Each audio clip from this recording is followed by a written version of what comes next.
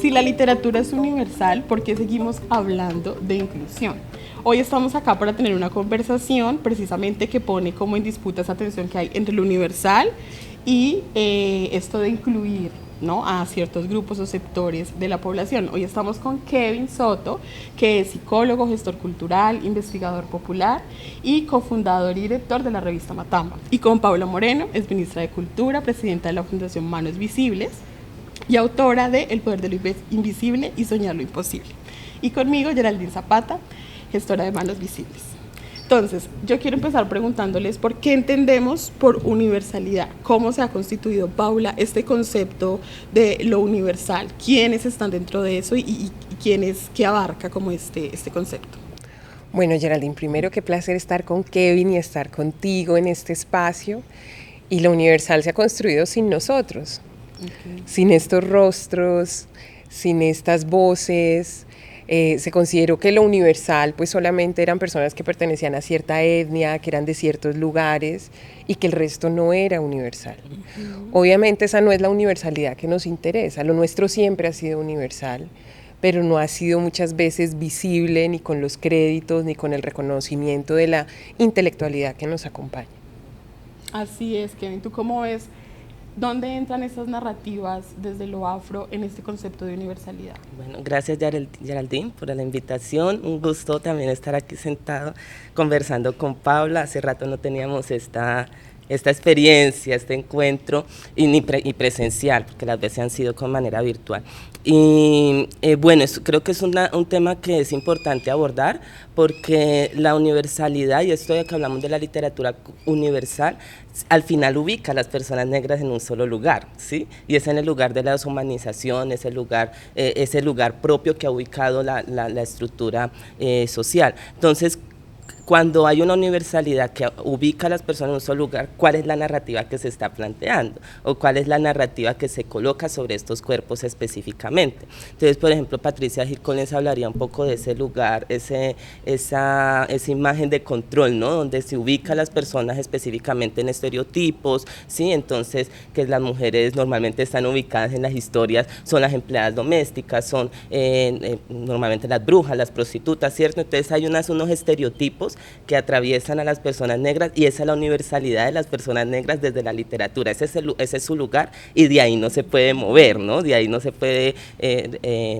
pensarse otra forma de narrarse. Entonces el problema de la universalidad en sí no es si está siendo incluyente. Al final, el problema de la universalidad es de qué manera está leyendo a unos cuerpos específicos, ¿sí? Ese es el problema, ¿no? Cómo yo sigo, porque al final, si nos vemos las historias, vemos a las personas negras, pero no las narramos como deben ser, ¿sí? O no nos sentimos representados más bien en esa narrativa. Y yo creo que ahí lo que está diciendo Kevin es clave, porque ¿cuál es el universo? ¿No? Sí. Hay cierto universo que se registra, que se considera del canon literario, hay cierto universo que es, pero ¿cuál es el universo? La costa pacífica hace parte del universo, ¿y cuándo hace parte del universo literario? ¿Cierto? Sí. Cuando alguien lo valida, cuando alguien lo narra, pero desde afuera, no desde adentro. Entonces, ahí es donde yo creo que entra también lo que tú estás diciendo, Kevin, de cuál es el universo también, y quién lo narra. Porque ahí no es solo cómo lo narra, sino también quién lo narra, desde su voz, desde su poder, porque claro, puede ser, y mira, justo hoy yo estoy en el lanzamiento de una serie sobre María Roa, la líder de las trabajadoras domésticas, que cambió la historia de 1 millón de mujeres en este país, blanco-mestizas, indígenas, negras, 1 millón de mujeres, y uno dice, claro, pero que María haya contado su historia y que yo haya sido capaz también de escribirla y de decir aquí hay una historia desde nuestra mirada, pues también ayuda a generar otras cosas, que creo que ahí eso de lo universal, ¿no? Sí. Entonces aquí vemos como este concepto también hay que cuestionarlo precisamente porque está dando cuenta de una sola parte de la historia, ¿no? Está contando y está dando de alguna manera entender de que es un todo cuando nosotros estamos acá diciendo, bueno, hay otras historias por contar y también hacemos parte como de ese universo. Entonces, ¿ustedes cómo ven el tema de la inclusión? ¿Qué papel jugaría entonces una inclusión cuando hablamos de universal? Le voy a dar la entrada a Kevin, mi querido Kevin. Bueno, yo aprovechar que Paula trajo a colación el lanzamiento de la serie María Roa, porque en las primeras ediciones de Matamba, creo que fue la segunda, si no estoy mal, hicimos un artículo de la historia de María Roa, la entrevistamos y todo, y me parece que esta es una apertura para pensarse realmente cómo está la inclusión, o si realmente el lenguaje, o este lenguaje universal, sí está hablando de inclusión. Sí, porque al final esas historias siguen siendo contadas por nosotros y que debe de ser así, ¿cierto? Pero sigue siendo igual invisibilizadas, ¿no? María Roa no es una persona que viene a aparecer apenas, viene haciendo todo una historia, un ejercicio, ¿sí? De reivindicar y dignificar el trabajo doméstico, pero su historia apenas viene a ser contada. Sí, su historia. Entonces, y siempre la historia de las personas negras son contadas tarde o son contadas desde otro lugar, ¿no? Y no son contadas desde nuestra enunciación o en el tiempo específico también. Yo creo que hay momentos donde necesitamos la voz que sea ya, o sea, en este momento necesitamos colocar nuestra historia, ¿sí? Y pienso, para darle la palabra a Paula, que en este ejercicio la inclusión termina siendo una espada de doble filo hasta para la misma gente negra. ¿En qué sentido? La universalidad propone la inclusión, pero la inclusión termina siendo un espectáculo. Entonces, yo te incluyo, pero te tienes que ubicar, o sea, no tienes que salir de esa imagen, ¿cierto? O sea, ahí tienes que quedarte. Sí, te incluimos, hablamos de personas negras, de mujeres negras, de maricas negras, y eso, que bueno, pero nombrémoslas, pero no sales de este encasillamiento en el que estamos. Entre menos incómodes, mejor. Entonces, esa inclusión termina volviéndose, o como diría Stuart Hall, que no estoy mal el apellido, una acción de espectáculo, donde la diversidad termina siendo o cumpliendo el papel de generar todo un espectáculo para la gente blanca. ¿Sí? Sí. Entonces ahí es donde llega la inclusión. Entonces, ¿realmente sí estamos haciendo una propuesta de inclusión o simplemente estamos haciendo tokenismo con las personas negras, ¿no? Te pongo aquí, este es nuestro token, aquí todo el mundo es incluyente, ya sacamos un libro de negros, sí, hay 4. Hay un personaje negro por ahí en un libro y ya, listo, pero no hay más allá, no hay una lectura real de ese cuerpo negro. Total, y yo creo ahí, Kevin, que bueno, todo lo que dices es tan crudo, es tan real, es tan importante, y tener esta conversación ahora, porque sí, estoy totalmente de acuerdo contigo. Hay tantas historias que nos faltan. Es que nos faltan todas. Las historias que se han dicho, si uno dice, bueno, que la esclava blanca, que ni siquiera es negra, o sea, tiene que, ¿no? Que esta otra serie, que esta otra cosa, y estamos haciendo de las primeras cosas y empujando un poquito ese espacio. Pero todo nos falta por contar. O sea, este país no está acostumbrado al protagonismo negro de una comedia romántica, divertida, tranquila, diversa. Este país todavía no está acostumbrado a vernos también en un rol normal y natural, con todas las facetas de la vida que todos los seres humanos experimentamos, ¿no? Pues porque todos experimentamos el dolor, todos experimentamos la alegría, todos experimentamos diferentes cosas. Y ahí lo de la inclusión, Geraldine, uno quisiera no hablar más de inclusión, pero todavía estamos por fuera. A mí cuando la gente me dice, bueno, Paula, pero yo no quiero hablar más de diversidad, le dije, a mí pues también me encantaría no hablar más de diversidad, pero si no, aquí no hay diversidad, pues ¿qué quieres que...? Si hubiera diversidad y la veo, pues yo no tendría que decirte que no tenemos guionistas negros. No tendría que decirte que hay muy pocos directores de cine y de todo. No tendría que mencionarte tantas cosas porque tú ya naturalizaste que nosotros no estemos.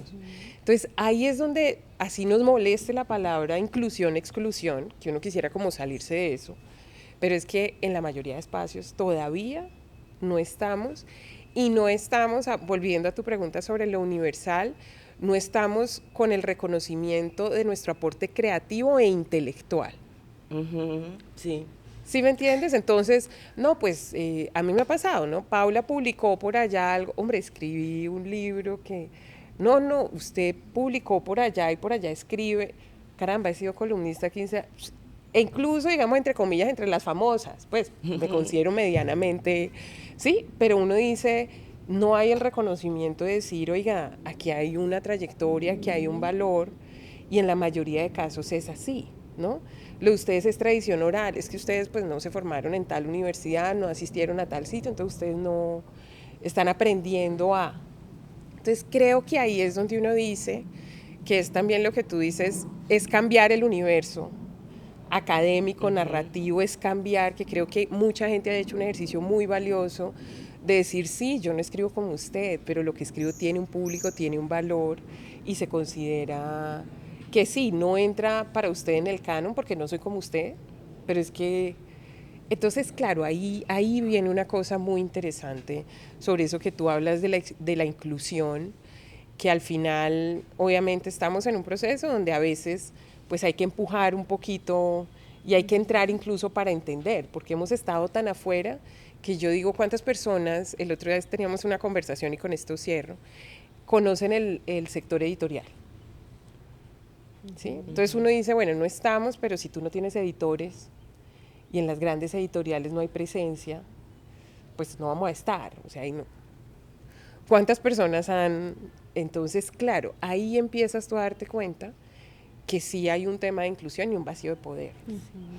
Yo quisiera aportar un punto allí en lo que estaba planteando Paula, porque pienso un poco en si en realidad el sistema, a ver, ¿en qué pienso? En que uno últimamente yo me he encontrado en lo que ya me ve mucho TikTok, sí, pero yo no tengo TikTok, aquí ven el tema generacional.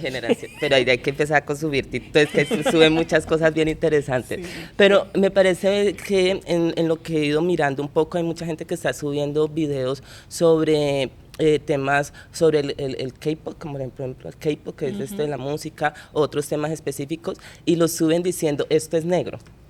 Y hacen todo un recorrido histórico de cómo esto que al parecer es blanco, en realidad sí es negro, viene de una estructura, de una práctica de resistencia negra que la gente blanca, que la estructura blanca apropia como de ellos. Entonces, ¿por qué traigo este ejemplo? Porque uno normalmente ve eso en la literatura y en los medios de comunicación, ¿sí? Cuando uno lee, uno dice, pero esto pareciese que lo que fuera escrito o leído o hecho por una persona negra, y cuando uno se pone a mirar es que claro, han ido hasta el territorio, han robado los conocimientos, ¿sí? Y van y lo escriben, ¿sí? Y se apropian como si es su historia, no es algo que viene desde acá. Entonces, hablar de la inclusión implica también, es que la inclusión implica transformación, y lo hegemónico no está dispuesto a la transformación. ¿Sí? Incluir implica ser disruptivo, implica hacer la transformación, darle un lugar y una cara distinta también, y entonces la estructura no está hecha para eso, no quiere, no lo va a asumir nunca. Entonces, en ese sentido, ¿cuál es el lugar al final o cómo las personas negras logran acceder a un consumo donde realmente su cara, su rostro, su voz, ¿sí? Sea leída y sea escuchada, que yo pueda leer y yo decir, esto me pasó a mí? Sí, como que sí. A mí me pasó, por ejemplo, con el libro de Paula, en muchos aquí hablando y echándole las flores a Paula, que cuando leí el libro de Paula, ahí tú tienes un apartado donde hablas cuando llegaste al Ministerio de las Culturas y veí cuál era la dinámica de tanta gente blanca y que no entendían un poco cuál era tu lugar allí, todo esto, ¿cierto? Y yo decía, Paula lo sintió en un espacio público y que es de toma de decisión, o cómo lo sentirá otra persona que no está en un espacio de toma de decisión, pero está en espacios muy blancos que al final su rostro y su cuerpo termina siendo leído desde otro lugar. Entonces yo me pensaba un poco cuando entré al colegio, y yo estuve en un colegio muy blanco, demasiado blanco, y era público. Entonces decía, cuando yo te leía, yo decía, yo sentí esto mismo, esa angustia que sintió, yo la sentí. Ya, no estuve en un espacio público, pero sí estuve en un espacio de educativo que era muy blanco, ¿sí? Entonces cuando yo me encuentro y digo, es que esto que me pasó, a Paula le pudo haber pasado a otras personas. Entonces esa es la verdadera inclusión, ¿sí? Cuando verdaderamente yo me leo y yo me encuentro allí. ¿Sí? Yo me leo y veo mi rostro, veo mi historia, me encuentro allí, y eso no es lo que nosotros vemos en nuestra literatura, ni siquiera en los medios de comunicación en este país. Así es, y lo que dicen Kevin y Paula es muy cierto, no es simplemente inclusión, sino que también tenemos que, si esa inclusión no está cuestionando la estructura de poder, entonces cuál es el sentido o qué es lo que nosotros vamos a llegar a hacer y cómo vamos a entrar. Y hablando de eso, entonces el reto sería, bueno, ¿cómo hacemos para entrar? Ya que Paula habla de nosotros tenemos que entrar a esas editoriales, tenemos que entrar a esos lugares donde nuestra presencia aún es incómoda o aún no es común, ¿cierto? Aún no es normal. Entonces, ¿cómo hacemos también para entrar? De pronto, Kevin, tú que lo haces también desde la revista, escribes y estás todo el tiempo como dando a conocer cosas que tal vez no, si no las escribes o si no las vemos ahí, como que no nos damos cuenta, ¿no? Porque están como aisladas. Entonces, también Paula, que lo hace a través de sus libros, ¿cómo podemos nosotros entrar y cómo utilizamos también esas herramientas que tenemos en nuestras manos para entrar y darle visibilidad a lo que está pasando?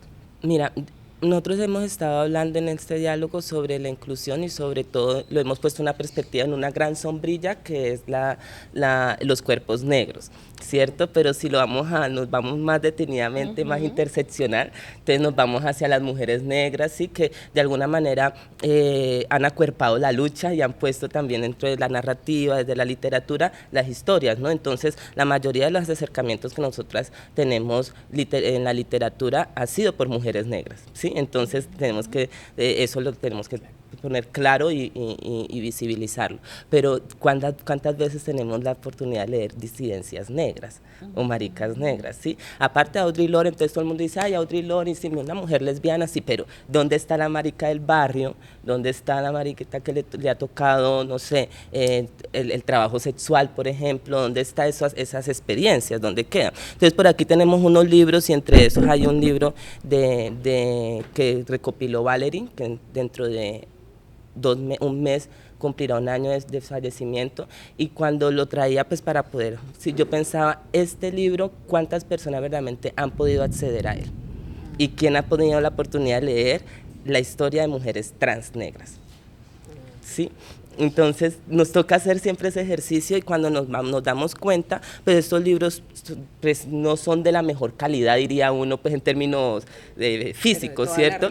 ¿Cierto? No son de la mejor calidad, llegan a unos cuantas personas, o lo leemos siempre los mismos, nos llegan a los mismos, pero no salen de ahí, ¿no? Entonces se quedan circulando entre 100, 120 personas y de ahí no sale. Entonces nosotros como personas negras, pero como disidencias negras, como maricas negras, tenemos todo un reto en ese sentido de cómo visibilizamos nuestras historias, nuestra narrativa, pero cómo verdaderamente no se queda entre nosotros, sino que eso se vuelve una apuesta que pueda llegar a otros lugares y llegar a otras maricas negras, que es lo más importante. Entonces, es un reto, yo no sé, le dejo la respuesta a Paula, no sé si sea la opción acercarnos a las editoriales. Yo creo que la gente negra le ha funcionado siempre lo propio, ¿no? Cómo construimos lo propio, sí, en ese sentido para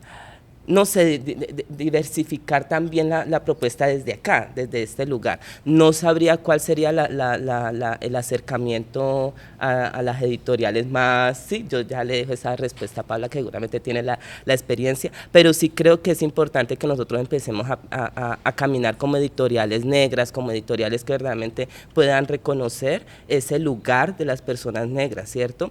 Y puedan visibilizar lo que escritores emergentes negros están haciendo desde el barrio, desde el territorio, desde el pueblo, sí, que eso se pueda leer y que se pueda reconocer la forma en cómo se cuenta, sí, porque otro reto que nosotros tenemos con las editoriales es que cuando nosotros hablamos desde nuestras voces, entonces dicen, es que esto, entonces ahorita yo he escuchado, ahorita que ustedes están hablando del corrinche, creo que decían, y entonces esa palabra no puede ir. A nosotros nos pasó, por ejemplo, un ejercicio y hablamos de maricas negras, no, ¿cómo van a nombrar? Pero es que así nos nombramos, ¿cómo vamos a quitar? No es que es un texto académico, no, sí, pues la academia le tocará asumir que ese es el lugar en que nosotros nos nombramos. Entonces, una editorial que realmente reconozca también esa forma de narrarse, ¿sí? De esa voz propia. Sí, yo creo, Kevin, que no son excluyentes, ¿no? Yo creo que sin duda construir lo propio es esencial, o sea, yo termino el ministerio y digo manos visibles, ¿sí? O sea, uno construye sus propios, lo que tú estás haciendo con Matamba, o sea, todo el trabajo que ustedes vienen haciendo, lo hacemos nosotros porque sabemos que además si nos quedamos esperando, claro, nunca va a pasar. Entonces creo que hay miles de ejemplos, que además eso es algo que tenemos que celebrar, que hemos creado nuestras propias estructuras, que hemos creado nuestras propias audiencias, que hemos dicho, si no me ven aquí me hago ver y pongo mi narrativa. O sea, yo creo que eso de crear lo propio obviamente es difícil, no imposible, pero es difícil. Crearlo además con los recursos que se requieren además para lograr la escalabilidad, porque si no, pues parte de nuestro éxito no es ser universales para ser como los otros, pero sí entendemos que este mundo nos necesita nuestra humanidad, necesita nuestras historias, porque mira cómo estamos de tener esas historias parciales, sesgadas, de falta de humanidad general, ¿no? Que no es solamente la falta de humanidad con nosotros, sino esa falta de humanidad general. Entonces, para construir un nuevo sentido de lo humano, de lo universal, de todo esto, pues sin duda hay una apuesta que es decir, pues lo armamos nosotros y lo hacemos nosotros, para hacerlo a nuestra manera, para dominar tal. Pero hay otra apuesta donde uno también tiene que entender las estructuras de poder y los sistemas de poder y agenciar ese rol desde esas estructuras y esos sistemas de poder. Porque también es que no es solo por nosotros, Kevin, es que este mundo lo necesita. Yo cuando pienso en los libros, te digo, el otro día estaba en Tumaco y me encontré un grupo de niños que un amigo me dice, oye, pero este es libro muñeco, ¿no? Todos los niños con su libro aquí como un muñeco así, y yo decía, vea, para eso es que gasté 13, 15 años de vida escribiendo, ¿sí? O sea, yo veía a estos niños con su libro así, como de patrimonio, rayadito, arrugadito, y yo decía, la lograste, Paula Moreno, o sea, ahí ya, y preguntándome cuándo venía el siguiente, yo dije, Dios mío, yo nunca cuando comencé a escribir pensé que uno de mis públicos iban a ser los niños, y particularmente los niños del Pacífico. Entonces, ahí hay una contribución que es fundamental que nosotros asumimos, pero al mismo tiempo, cuando otras personas blanco-mestizas leen una historia y dicen, oiga, yo aprendí también y tenía estos sesgos y pasaba, y a mí me interesa, que por eso también hago esta apuesta con Random House, por eso busco, porque sé que llegar a esas otras audiencias es muy importante. ¿Sí? Es muy importante, no solo porque yo quiero estar ahí como en una cosa farandulera o de visibilidad, porque la gente cuando habla de visibilidad a veces dice, es una cosa, no es farandulera, es construcción de humanidad, es alternar el poder, es entender que todos hacemos parte y que tú generalmente has ido adelante, ahora me corresponde a mí ir adelante también, y mañana le corresponde a Kevin, y sí, a todos nos corresponde también, no siempre atrás, y siendo tú Entonces yo ahí lo que diría, Kevin, es que son los dos espacios. ¿Por qué? Porque además te lo digo, yo que trabajo en cine o en literatura o en música, cada vez las exigencias y los estándares son...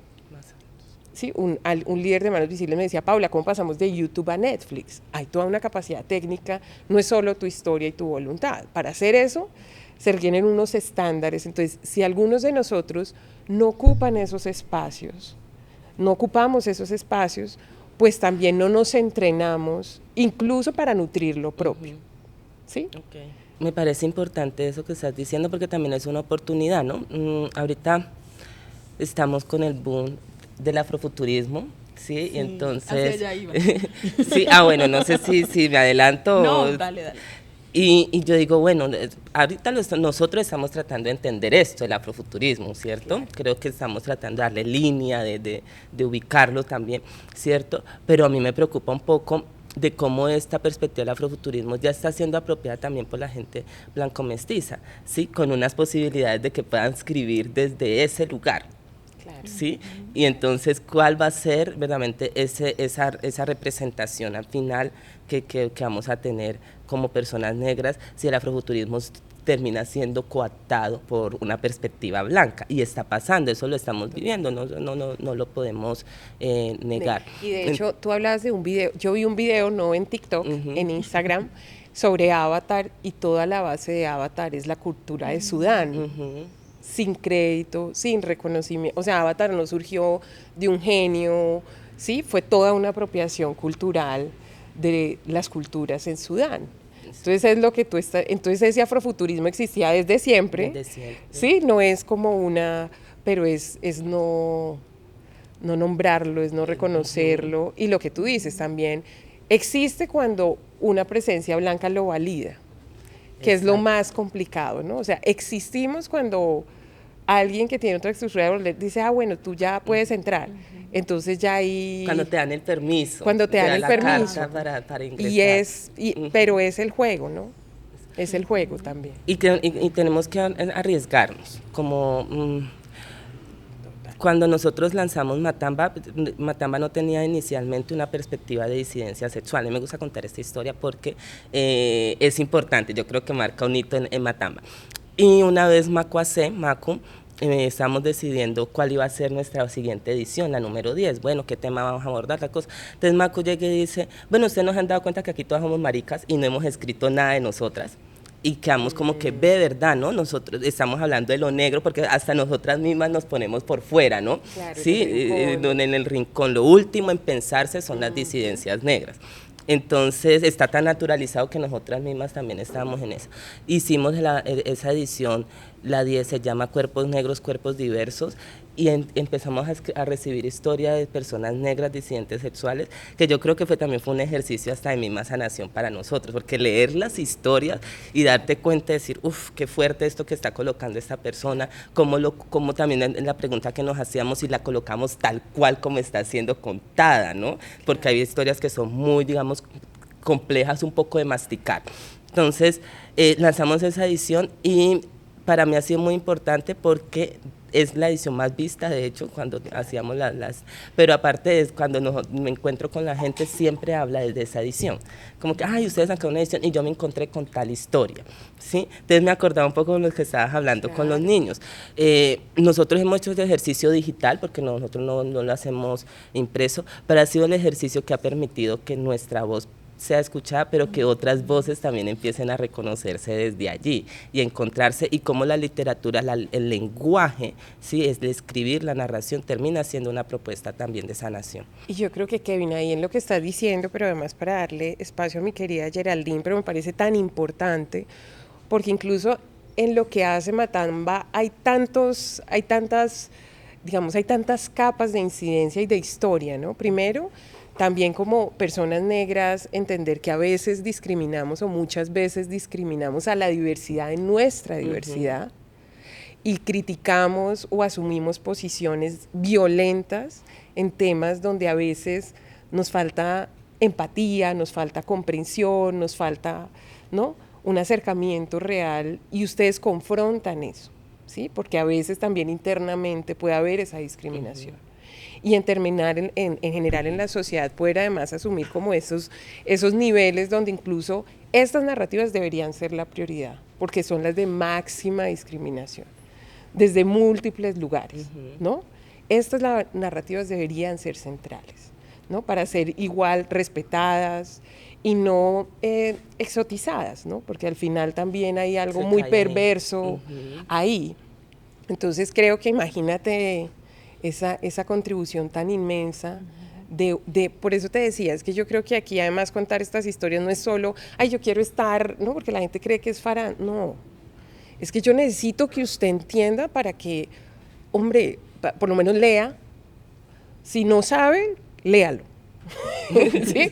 O sea, si no sabe, lea, y léalo y entienda, porque es que si no, no vamos a ser más humanos. Y el que violenta por un tema, violenta por todos, y ya lo hemos visto, o sea, lo estamos viviendo, ¿no? Entonces creo que quería solamente que incluso en eso universal, cómo seguimos ampliando el espectro de lo universal, ¿no? Porque a veces también uno puede decir lo negro, pero lo negro también ha sido muy machista, ha sido, sí, muy clasista. Además porque nosotros estamos construyendo nuestra negritud todavía. La blanquitud es una agenda que ya está construida y está terminada. Sí, la blanquitud no tiene que pensarse más allá. La gente negra está construyendo su agenda. Está pensándose constantemente qué es esto de la negritud, cómo entendemos la diversidad dentro de la negritud, por ejemplo. Entonces sí es importante visibilizarlas. Y todas estas contribuciones que ustedes están acá dando, precisamente es ese conocimiento y eso que falta para expandir todo ese universo que hay, ¿no? Porque vemos, por ejemplo, en las redes sociales, en TikTok, en Instagram, mucha violencia cuando se habla de lo negro, cuando se habla de ciertos temas, aparece la gente opinando desde el desconocimiento, ¿no? Y aparece la violencia porque ya hay una idea sobre nosotros, ¿no? Sobre lo que son las mujeres negras, sobre lo que son las disidencias. Ya hay una idea, ya hay un concepto construido, pero está sin nosotros, ¿no? Está sin nuestra voz y le falta un relato. Ahorita pues precisamente estamos en una conversación de futuro y ya para cerrar me gustaría preguntarles a ustedes cómo ven ese futuro, o sea, cómo ven esa narrativa donde no sean otros quienes cuenten sobre nosotros o quienes digan quiénes somos, sino cada uno empiece, o sea, cómo se lo imaginan, cómo se imaginan ese futuro. Yo no sé quién quiere empezar. Mira, yo por ejemplo, pienso en futuro y pienso en Kevin. ¿No? ¿A qué edad nos conocimos? ¿Tú tenías cuánto, Kevin? Yo tenía 17 años. Tenía 17 años en una Afroinnova. Una Afroinnova, sí. Nos conocimos aquí en una reunión de líderes de la diáspora africana, en un auditorio, y yo veía este grupo de jóvenes, ¿no? De estos, yo digo, están ahí atómicos, yo los llamo atómicos, ¿no? Porque están ahí escuchando, pero haciéndolo incluso mejor. Estás diciendo, o sea, no es ni siquiera, porque la gente a veces dice, ay, pero usted no. Ellos dicen, bueno, aquí capturé esta información, pero incluso en una versión mejorada, profunda. Mira la carrera que ha construido, mira las plataformas que ha construido, mira la vocación de servicio, de vida, de espacio que ha construido. Entonces, para mí el futuro es que incluso el día de mañana, Kevin ojalá pueda ser director o crear su propia editorial, pero con bienestar económico, porque es que a mí ya esa precariedad ya me tiene... Hay que dignificar el trabajo. Sí, hay que, o sea, con el reconocimiento, pero además asesorando a cualquiera en cualquier lugar. Kevin es un gran pensador, es un gran escritor, yo admiro mucho sus columnas, yo siempre lo ando buscando a ver si me ayuda en cosas, él siempre está muy ocupado, pero ustedes saben.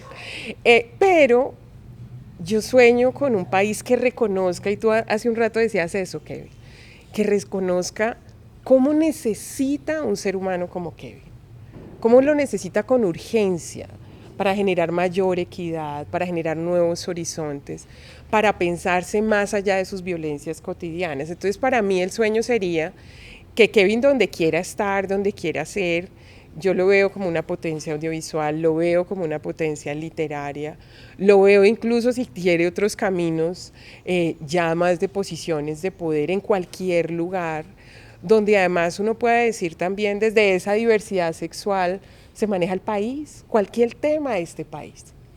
Porque no es solo tampoco en este tema exclusivo, que si nos toca hacer la tarea, la hacemos.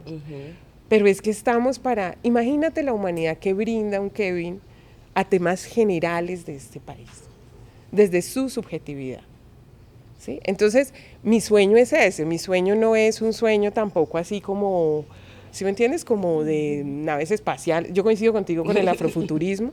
Yo estaba en una reunión y decían, ¿cuál es su visión de afrofuturismo? Agua limpia. Sí, agua limpia. Ya no contaminada por agua limpia. Ese es el afrofuturismo, ese es el futurismo disruptivo con paz, ¿no? Pero sí una sociedad donde además no nos tengamos que dedicar exclusivamente, forzosamente, a defender nuestra diversidad y nuestro derecho a existir y a tener el mismo reconocimiento. Bueno, gracias, Paula, por todas las... Yo me siento muy cómodo cuando me dicen todas esas cosas, la verdad, me cuesta un poco... Tú eres el futuro. Entonces, agradecer también porque yo creo que lo que nosotros somos ahora como sujetos, como personas, o yo que ahorita en reconocerme como una marica negra, ha sido también un ejercicio que viene por otras personas, ¿no? Que otras personas han acompañado, han fortalecido el ejercicio y han fortalecido la reflexión también, para uno también reconocerse desde ahí, poder caminar y hacer tener otras perspectivas o otros mundos posibles también en ese sentido. Entonces yo sí agradezco lo que estás diciendo porque al final, si bien Paula plantea, ¿no?, el futuro es Kevin y las demás personas que estamos aquí, ¿cierto? Pero Paula ha abonado para que ese futuro se dé, ¿no? También desde la experiencia. Yo creo que a Paula le he dicho varias veces que Matamba nace de Afroinnova, nosotros estamos en ese espacio y algo tenemos que hacer. Yo estaba viendo que mucha gente está haciendo un montón de cosas, pero yo qué estoy haciendo, ¿sí? Como que algo falta aquí. Pero entonces Natamba nace de eso, y es porque otras personas se están pensando otros mundos distintos, y eso permite la visibilidad y representación, y que otras personas sigan reflexionando, y eso se vuelve como circular. Entonces agradecer también todo lo que has puesto desde Manos Visibles también para que otras personas podamos acceder a lugares que el sistema siempre nos dijo que no podíamos, ¿sí? O que no era nuestro lugar. Y respecto a la pregunta que hace Geraldine sobre el mundo, yo siempre pienso un mundo donde, primeramente, donde las maricas negras no se mueran. Y yo lo pongo así porque, porque las estadísticas no están, pero la experiencia y nuestra vida lo cuenta. Las maricas negras mueren todos los días. Si no es el sistema matándolas físicamente, es matándolas simbólicamente. Y la muerte simbólica al final termina siendo una muerte física, porque las disidencias negras que se suicidan es porque su muerte simbólica es muy profunda, que ya no hay forma de sostenerlo físico, ¿sí? Entonces, ese futuro que pienso en esto de que las maricas no se mueran, y que la única forma de que no se mueran es que tengan espacios, ¿sí? En todo el sentido de la palabra, espacios de dignidad, ¿sí? Donde se puedan contar sus historias, pero donde también no tengan que contarlas, puedan vivirlas desde la dignidad, ¿sí? Debe generar espacios, por ejemplo, nosotros con Matamba, que tenemos negras, maricas y disidentes, un espacio donde las disidencias negras van a hablar de su vida, ¿sí? Y un espacio donde yo nunca tuve una experiencia de poder tener y acercarme y decir todo lo que yo he vivido y me he sentido, ¿sí? Y que el otro me diga, yo también he vivido eso, y me puede abrazar, yo no viví eso, ¿sí? Entonces, tener estos espacios, tener literatura donde la gente negra se lea, donde las maricas negras se lean y digan, uy, sí, ya me pasó esto, o qué chévere esto, ojalá me pase, sí, también, porque nosotras, por ejemplo, yo pienso, y siempre pongo este ejemplo, yo crecí viéndome una serie, o sea, yo crecí mi identidad sexual viéndome una serie blanca que se llamaba Física o Química. Para las personas que vayan a ver este video, búsquenla. Pero había una pareja de gays allí, Fer y David, ¿sí? Y yo crecí viendo eso, tenía 12, 13 años, y decía, uy, qué lindo esto, ¿no? Estos muchachos enamorados, todo un drama, eso sí, pero no es pero ¿qué sería la pero vida qué sin sería, drama? exacto, sí, pero no, la pregunta siempre que me hacía, yo, Kevin, como una persona negra, como una marica negra, puedo tener eso, porque esa no es mi piel, ¿no? Esa no es mi experiencia, esa no es otra, ¿sí? Yo puedo llegar a hacer eso. Estos son cuerpos carentes de afecto. Entonces, en un mundo, mi futuro, en ese mundo, ese futuro es que el amor, que es lo que nos le ha negado a las personas negras y sobre todo a las disidencias negras, que son cuerpos carentes de todo afecto, sea el principio para yo construir con el otro. Sí, donde el amor, la humanidad, sí, donde yo pueda reconocer a esa otra persona desde la humanidad y desde el amor que hemos construido, y eso es lo que implica todo este ejercicio. Y para cerrar, la última vez que nosotros tuvimos una conversación, Paula, fue virtual, y tú hablaste de la habitación propia. Yo me acuerdo bien de eso porque después, Bueno, tú también.